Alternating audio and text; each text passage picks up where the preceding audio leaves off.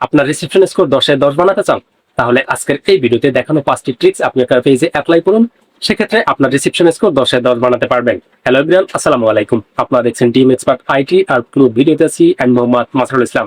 Alright, খুবই recently ফেসবুকের নতুন এই আপডেটটি অনেকেই পেয়েছেন এবং অনেকের রিসেপশন স্কোর এখানে 10-এ 4, 5 বা অনেকের ক্ষেত্রে 300 হচ্ছে।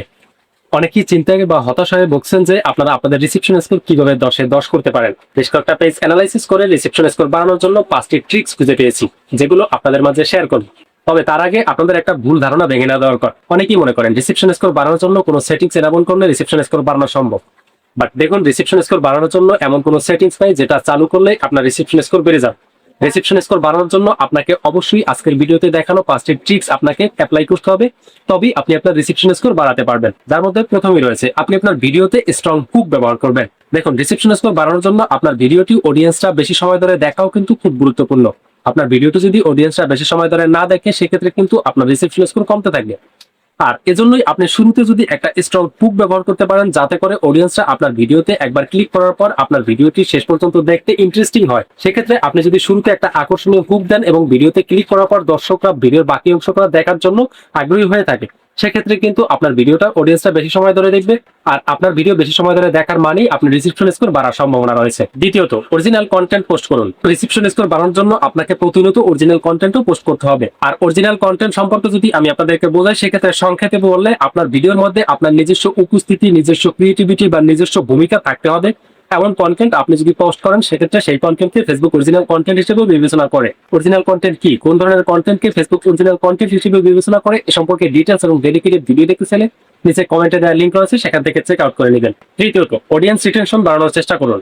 দেখুন, আপনি আপনার ভিডিওটাকে এমন ভাবে বানালেন যে ভিডিওটা ধরেন 1 মিনিট একটা ভিডিও বানালেন। 1 মিনিট ভিডিওর ভিতরে আপনি 20 সেকেন্ড বা 30 সেকেন্ড ইনফরমেশন দিলেন, বাকি 20-30 সেকেন্ড আপনি বোরিং বিষয় দিয়ে রাখলেন। সেক্ষেত্রে আপনার অডিয়েন্সরা কিন্তু পুরো ভিডিওটা দেখবে না।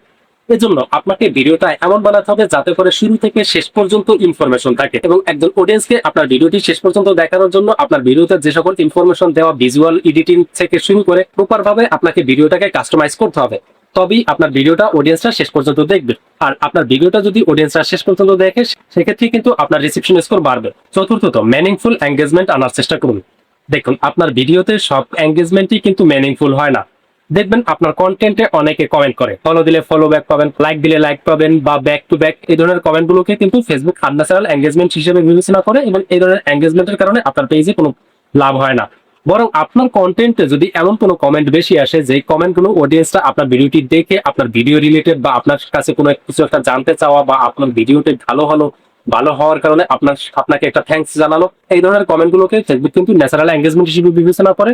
পাশাপাশি আপনার কন্টেন্টের লাইক, কমেন্ট কিংবা শেয়ারের হার যদি বেশি আসে, সেক্ষেত্রে কিন্তু এগুলোকে ফেসবুক ন্যাচারাল এঙ্গেজমেন্ট হিসেবে ধরে। তো এই জন্য আপনার কমেন্টকে এমন বানাতে হবে যাতে করে ন্যাচারাল এঙ্গেজমেন্ট গুলো বেশি আসে, আর ন্যাচারাল এঙ্গেজমেন্ট যত বেশি আসবে আপনার রিসেপশন স্কোর তত বাড়বে। এবং 5 নম্বরে, ক্লিক বাইট এড়িয়ে চলুন। এটা সবচেয়ে বেশি গুরুত্বপূর্ণ।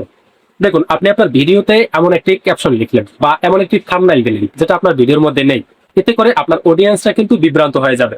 পাশাপাশি শুধু অডিয়েন্সরা বিভ্রান্ত হবে না, ফেসবুকও বিভ্রান্ত হয়ে যায়। ফেসবুক কিন্তু আপনার প্রত্যেকটা ভিডিও কিন্তু তারা তাদের এআই বা রোবোটিক সিস্টেমের মাধ্যমে চেক আউট করে যে আপনি ক্যাপশনে কি লিখলেন, ভিডিওর মধ্যে কি দিলেন।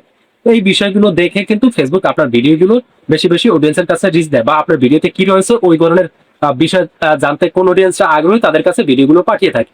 বাট আপনি ক্যাপশন লিখলেন একটা, ভিডিওর ভিতরে দিলেন একটা, এটা দেখার কারণে ফেসবুকের রোবোটিক সিস্টেম কিন্তু কনফিউজড হয়ে যায়, যার কারণে আপনার ভিডিওর রিচ কমিয়ে দেয়। পাশাপাশি শুধু ভিডিওর রিচই কমায় না, আপনার রিসেপশন স্কোরও কমিয়ে দেয়। এবং সবশেষে চলুন একটা বোনাস টিপস দেই। প্রতিনিয়ত প্রফেশনাল ডার্কবোর্ড অ্যানালাইসিস করবেন। দেখবেন আপনার কোন কন্টেন্টটি অডিয়েন্সরা বেশি এনজয় করেছে, কোন কন্টেন্টের অডিয়েন্স রিটেনশন বেশি, কোন কন্টেন্টটিতে লাইক, কমেন্ট, শেয়ার বেশি এসেছে, সেই কন্টেন্টটির ক্যাপশন কিভাবে লিখেছিলেন, আপনি থাম্বনেইলটি কেমন দিয়েছিলেন, থাম্বনেইলের কালার গ্রেডিয়েন্ট কিরকম করেছিলেন, পাশাপাশি সেই ভিডিওতে কি কি ইনফরমেশন দিয়েছিলেন, কোন বিষয় নিয়ে আলোচনা করেছিলেন, এই বিষয়গুলোকে পর্যালোচনা করে নেক্সট ভিডিও ওইভাবে এর চেয়ে বেটার কোয়ালিটি করার চেষ্টা করুন। দেখবেন এইভাবে প্রতিনিয়ত কাজ করলে আপনার audience retention day by day বাড়বে। মনে রাখবেন, রিসেপশন স্কোর জোর করে বাড়ানো যায় না, কিংবা কোনো সেটিংস অন করলেই বাড়ে না। ধারাবাহিকভাবে আপনার ভালো কন্টেন্টের মাধ্যমে আপনার রিসেপশন স্কোর বাড়াতে হবে।